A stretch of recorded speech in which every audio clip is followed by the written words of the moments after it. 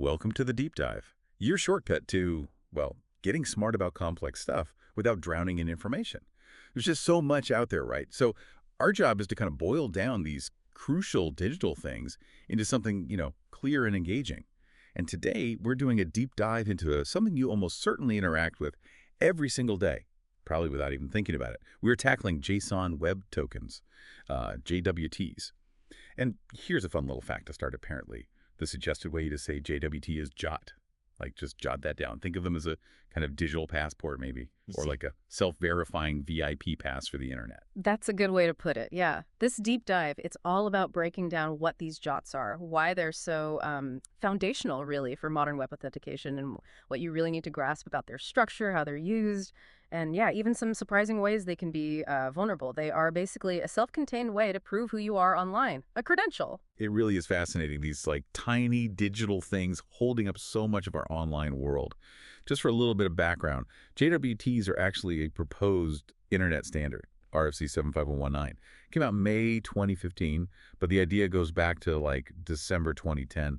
Guys like Michael B. Jones, John Bradley, Nat Sakamura were behind it. Okay, so let's get into the core concept. High level. A JWT is just a compact, URL-safe way to represent claims. Claims are basically just statements about someone, usually a user. So imagine a server making a token that says, this user is logged in as an admin. It hands that token to the client. Then the client can just show that token later to prove they're an admin, like flashing that VIP pass you mentioned. Right, like a digital ID card that somehow checks itself. And the cool part is that verification, how it works. You said they're signed using a private secret or maybe a public-private key pair. Exactly, that's the key. Because they're signed, anyone who has the corresponding public key can check if the token is legit. They don't need to constantly call back to the server that originally issued it. Yeah. Which is why they're so compact and safe to put in URLs. And just really useful for things like web browser single sign-on, SSO, passing identities around efficiently. Makes sense. So this digital VIP pass, the JWT, it have three parts, you said.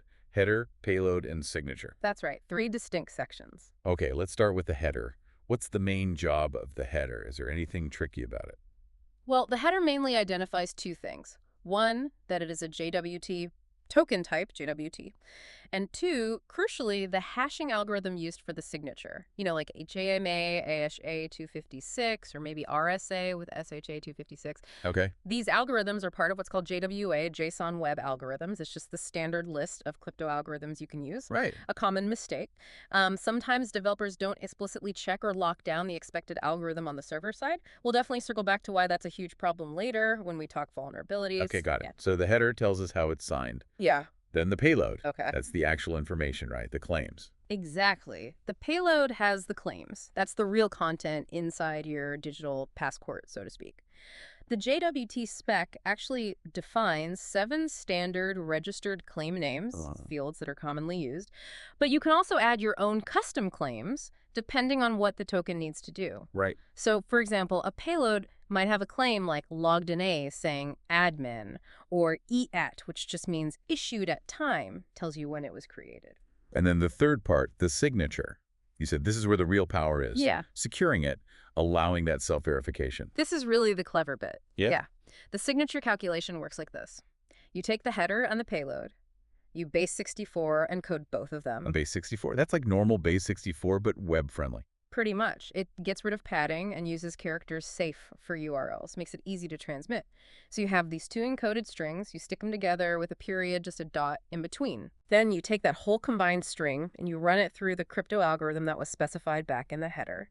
And you use a secret key that only the server knows, or maybe the private key of a pair. So that creates the signature value. Exactly. It's like the official tamper-proof seal. If anything in the header or payload changes, even 1 character, The signature won't match anymore. right, it's instantly invalid. Okay, so putting it all together, header, payload, signature, all encoded. What does the final JWT actually look like when it's passed around? It ends up being surprisingly simple visually. It's just those 3 base 64 encoded parts joined by periods, so it looks like encoded header dot encoded payload dot encoded signature. Huh. That compact dot separated string is exactly why it's so easy to pass in HTML and HTTP headers everywhere. It's a really neat, concise package of verifiable info. That structure is pretty clever for how much work it does. Yeah. Okay, so we've broken down the structure, how it should work. How does this play out in a real authentication flow? Like when I log into a website. Right, the typical flow goes something like this. First, you log in, username, password, the usual. Yep. If that's successful, the server creates a JWT for you, and it signs it with its secret key. Then it sends that token back to your client, usually your web browser. And my browser just holds on to it. Yeah, it stores the token. Okay, so now I'm logged in. What happens when I try to access something restricted, like my account page? Good question. For any later request to protected stuff, your client sends that JWT back to the server. Usually it puts it in the authorization HTTP header. It uses something called the bearer schema, which basically just means the bearer of this token gets access. So the header looks like authorization, bearer, and then the long JWT string, like I to J's big G. Okay. The server gets the request, sees the token, checks the signature using its secret. If it's valid, it trusts the claims inside and grants you access. Right. And this must be where that stateless advantage kicks in. That sounds super powerful. Mm. But what are the real-world benefits and maybe the downsides of the server not needing to remember my session state? You nailed it. That's one of the biggest deals about JWTs. It enables truly stateless authentication. What that really means is the server doesn't save your session state in its own memory. It doesn't need to remember you after you log in. Because the token has everything. Exactly. All the necessary info, your identity, maybe permissions, it's all packed inside that token you send with each request. The huge architectural win here is scalability, especially horizontal scaling. Like with load balancers. Precisely. No more sticky sessions where you have to keep sending a user back to the same server. Any server in the farm can handle any request because the token carries the context. Yeah, must make things way more efficient. Oh, yeah. It massively reduces the need to constantly hit a database to check session validity, makes distributed systems leaner, faster, more resilient. Okay, that sounds great for scaling. But if the client, my browser, is storing this important token, where should it actually keep it? Are there places to definitely avoid? Super important question. The strong recommendation, the best practice, is for the server to send the token back to the client inside an HTTP-only cookie. HTTP only? Why that specifically? Because HTTP-only cookies can't be accessed by JavaScript running in the browser. So malicious scripts can't steal it. Exactly. It adds a really significant layer of protection against cross-site scripting XSS attacks trying to grab the token. What you definitely want to avoid, what's strongly discouraged, is storing JWTs in the browser's local storage or session storage. Why is that bad? Seems convenient. It is convenient, but it's insecure. Any JavaScript running on the page can access local storage and session storage. That includes potentially malicious third-party scripts or even browser extensions the user installed. They could just grab the token. Yikes. Okay. Yeah, think of the JWT like that concert ticket again. Leaving it in local storage is like leaving it on a table in a public cafe. Anyone could potentially snatch it. HTTP-only cookies are more like keeping it in a locked pocket. Good analogy. And it's not just for users logging in, right? Can other kinds of systems use JWTs? Oh, absolutely. They're super versatile. Think about unattended processes like background jobs or server-to-server communication, especially in microservices. How does that work? They can authenticate by generating and signing their own JWTs, maybe using a secret key they share beforehand. This is common with OAuth compliant services. It's the same idea. Verifiable, self-contained claims just for systems instead of users. Makes sense. Okay, so beyond the structure, you mentioned standard fields or claims inside the payload that are important. Can you highlight a few key ones we might see? Definitely. There are a few registered claims that pop up a lot and are pretty critical. There's IS, that stands for issuer, who created the token. Sub is the subject, who the token is about, usually the user ID. Odd is audience. This one's important for security. It says who the token is intended for. So a token for service A shouldn't work for service B. Exactly. The rule is if the service processing the token doesn't see itself listed in the odd claim, it must reject the token. Prevents misuse. Smart. What else? X is the expiration time. Super important. It says when the token becomes invalid and must not be accepted anymore, it's usually a timestamp, like seconds since 1970 UTC. Keeps tokens from living forever. Right. Then there's the at issued at time when it was created, and JWT ID. A unique identifier for this specific token can be useful to prevent replay attacks, making sure a token isn't used more than once if needed. Okay, so we have the theory, the structure, the standard fields. Powerful stuff. But let's get practical again. How do companies actually use this tech to lock down their systems? You mentioned NGINX earlier as a real-world example. Yeah, NGINX is a great case study. It's often used as a reverse proxy, sitting in front of backend applications. And it can be configured to handle JWT authentication right at the edge. Taking the load off the actual application servers. Precisely. It offloads that whole validation task. So what can NGINX actually do with the JWT? It can act as a smart gatekeeper. First, it can check if the token's signature is valid using the secret key. Okay, basic verification. Right. But then it can go further. It can look inside the payload at the claims. It can check specific claims, like does this user have the admin role? Is the odd claim correct for this service? So it enforces permissions too. Exactly. And only if the token is valid and the necessary claims are present, then NGINX forwards the request onto the backend application. That sounds really useful. Your actual app code doesn't need to worry about checking tokens anymore. Largely, yeah. It simplifies the backend logic quite a bit and lets you centralize your security policy right there in the NGINX configuration. Very efficient. Yeah. But I guess all of this security, whether it's NGINX or the app itself checking, it all comes down to that secret key, doesn't it? Absolutely. Yeah. 100%. The security of that signing key or the verification key, it's everything. How you store it, how you manage it, usually in a protected file on the server, maybe fetched from a secure vault, is paramount. Because if that key... Leaks, game over. If an attacker gets that key, they can forge perfectly valid-looking tokens for any user with any permissions they want. The whole system's trust is broken. Okay, that's a perfect, if slightly worrying, lead into the next part. Vulnerabilities. The dark side of JWTs. That statelessness advantage sounds amazing, but you hinted at trade-offs. What are the big challenges when you don't store session state server-side? Yeah, this is a really fundamental tension with JWTs. Statelessness is great for performance and scaling, but what if your requirements say you need to be able to invalidate a user session immediately, before their token naturally expires? Like if an admin bans a user or the user hits log out everywhere. Exactly those cases. If that happens, the JWT floating around out there is still technically valid according to its signature and expiration time, so services can't just trust the token by itself anymore in those scenarios. They have to check somewhere else. Right. Oh. They're forced to check against some kind of central list, maybe a database, to see if that specific token ID, JW, or user session has been revoked. Doesn't that completely undermine the whole stateless benefit? Now you're hitting a database again for every request. It does. It really does. You lose a lot of that efficiency gain, so it becomes this constant balancing act. How much do you value the performance boost of pure statelessness versus the need for immediate, fine-grained session control? There's often a trade-off. Okay, that's a tricky design choice. Now let's talk about something really specific and kind of infamous. The algnun vulnerability. You mentioned it was patched in libraries, but then a security consultant suggested getting rid of the alg field altogether. That sounds drastic. What's the deeper issue there? Yeah, the algnun thing was...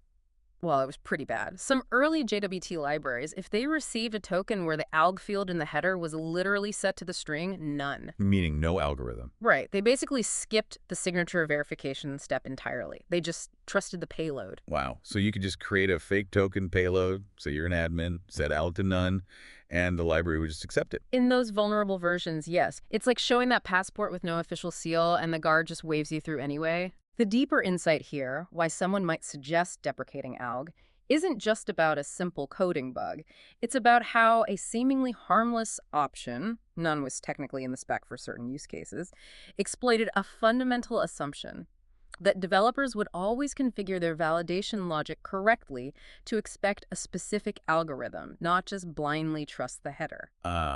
So it's about secure default and not letting the input dictate the security policy. Exactly. Security isn't just about strong crypto. It's about robust implementation, handling edge cases, not making dangerous assumptions, and the fact that new variations of algnon issues or similar algorithm confusion attacks kept popping up even after initial patches. It points to a persistent challenge in designing and using these systems securely. It's a reminder that attackers get really creative exploiting design nuances and implementation mistakes. Okay, so given these potential pitfalls, what are the key precautions developers need to take to avoid algorithm issues and other subtle attacks? There are a few critical rules. 1. Never ever let the JWT header alone tell you how to verify the token. Your server-side code must know beforehand which algorithm it expects and trusts. Don't just blindly follow the alg field. Got it. Explicitly define expectations. 2. Know your algorithms. Use strong current ones. Don't allow weak algorithms like, say, HMACSHA1 if you can avoid it. Hmm. And 3. Use an appropriate key size for the algorithm you choose. Don't use short, easily guessable keys. Right. And keep those keys secure, as we said. Beyond Algonan, there have been other more complex crypto attacks too, like an invalid elliptic curve attack found back in 2017.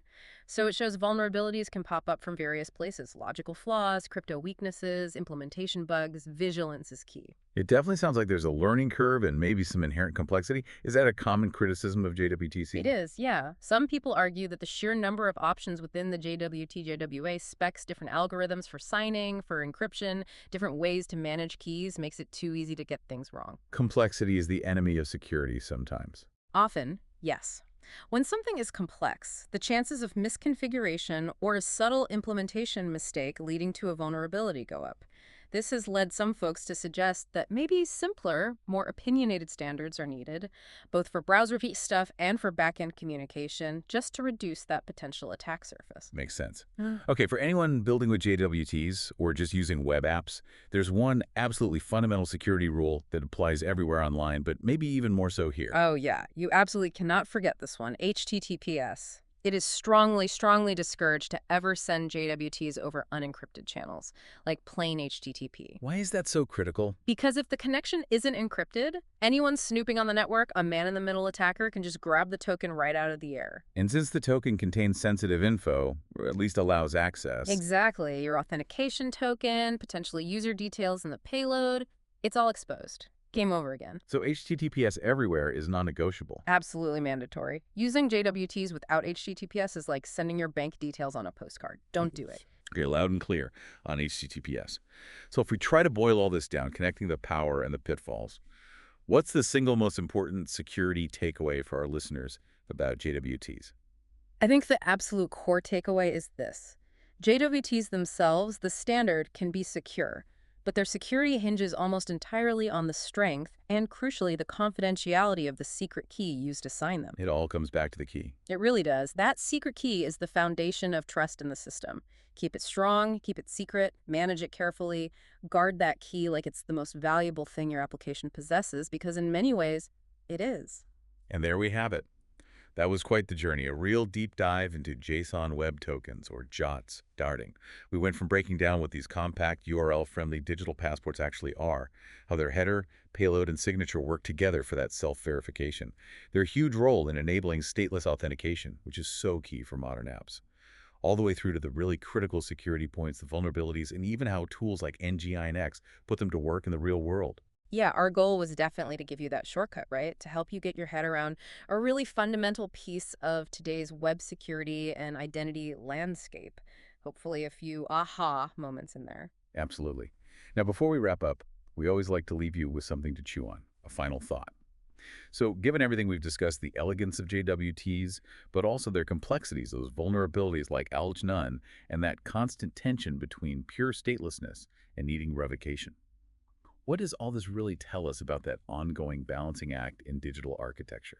The trade-offs we're constantly making between security, convenience, and scalability in this online world we live in.